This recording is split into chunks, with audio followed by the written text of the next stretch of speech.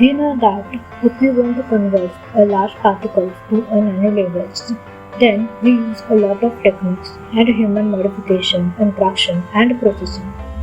But is there something that is available in nanocells naturally or some natural organism that we can convert to a nano level?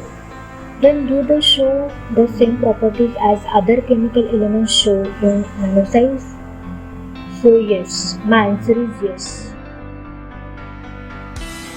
Every day we see hundreds of examples of nanoforms, from jackuts that walk up and down from the roof, seemingly defying gravity, to butterflies with scattered different shades of color and fireflies that light at the night. Nature provides some exceptional answers to complicated challenges in the forms of fine nanostructure that are related with a specific concept. I will give you a list of some natural nanomaterials. It is not a complete, but it will spark your mind. Natural erosion and volcanic activity produce nanomaterials. Nanoparticles are naturally formed through the erosion and volcanic eruption. Therefore, they are a part of our mineral universe. Life, for examples, are nanostructured minerals. Lives are layered silicates with a fine pluricrystal structure. Among them, mica has received the greatest attention. Mica is a composite of massive silicate sheets bound together by rather strong connection. Semantic life like Montmorenite have a relatively thick layer boundary. Montmorenite is naturally occurring clouds. The cloud characteristics are determined by their tiny nanostructure. Cloud swelling is an important component in the soil stability must be considered while constructing the roadway. Milk, blood, fat, and gelatin are examples of natural colloids. Nanoparticles are scattered from the medium, like a liquid and gas, in these materials, but they do not form the solution, but rather than colloids. All these materials scatter the light and their color. It's typically owing to the scattering light by nanoparticles that comprise them. Natural materials that house in minerals such as the shells and bones. Many of these materials are made up of calcium carbonate crystals that self-assemble with other natural materials like polymers to generate the three-dimensional design. A shell, for example, is formed by a layer of the cell that first deposits a protein covering supported by polysaccharide polymers such as chitin. To govern the formations of the carbon carbonate crystal, the protein serves as nano-assembly process. A honeycomb-like protein and the chitin matrix surround each crystal. This comparatively flexible envelope is critical to the mechanical characteristics of the shell and that helps to prevent the protein. These crystals surround the hundreds nanometers in size.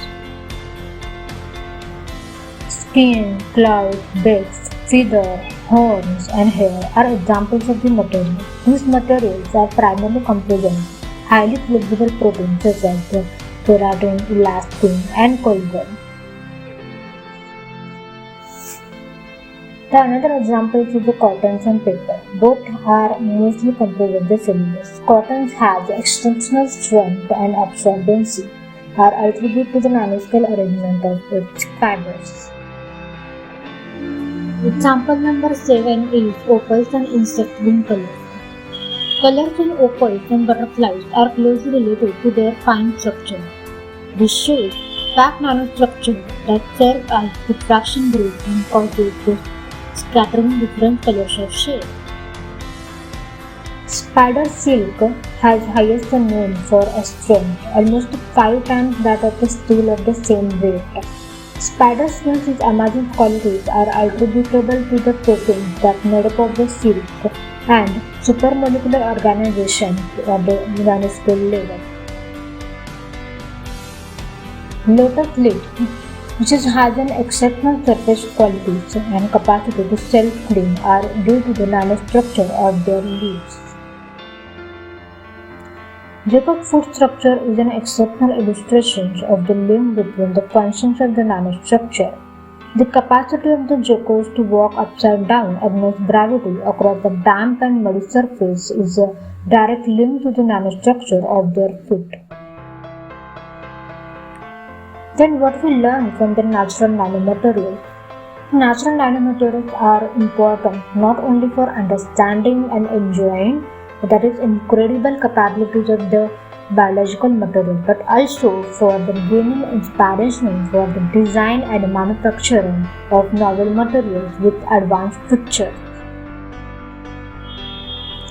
Natural nanomaterials have amounts of flexibility and multifunctionality. This material can serve as a pattern for developing vastly superior artificial materials for a variety of purposes that including solar cells, fuel cells, textiles, drug delivery systems, and so on. Even more enthralling is the idea that in nature, some very simple principle apply. Nature is powered by sunlight and utilizes only the energy it requires. Natural nanomaterials use very little energy. Nature adapts to its surrounding and recycles everything. So today's conclusion of this video is waste products are kept to the minimum in nature.